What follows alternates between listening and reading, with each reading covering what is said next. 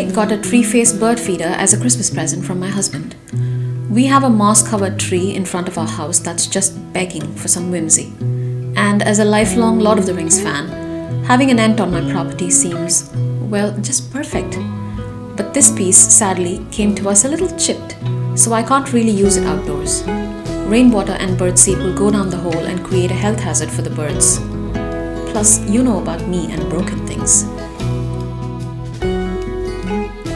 I was thinking about how to use the tree face indoors when I spotted this piece of driftwood I picked up at a vintage store a decade ago. Did you know that in the US alone, 3.5 billion products are returned annually, of which only 20% are defective? And a majority of the returned products get sent to landfills simply because most companies don't have a streamlined process in place to rechurn them back into their supply chain. In 2020, 700 million pounds of returned clothing was sent to landfills, emitting 16 million metric tons of CO2. And in 2024, we hit the dreaded 1.5 degrees Celsius increase in global temperatures, and it was the hottest year on Earth since industrialization.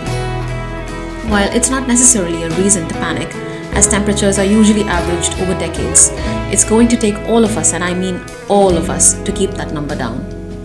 Reduce, reuse, recycle.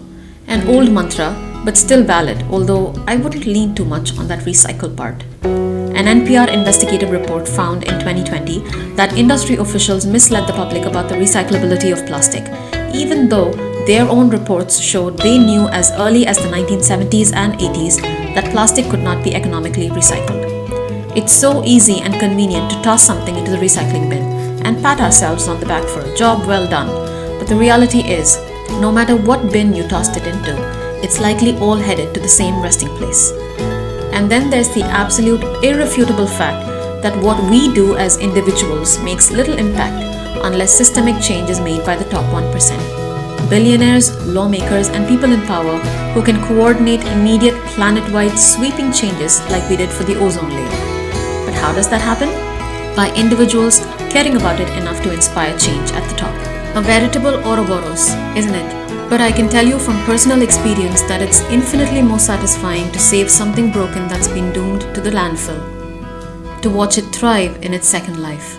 There's an analogy in there somewhere if you care to look for it. I guess this particular ent is just going to have to settle with herding my indoor plants.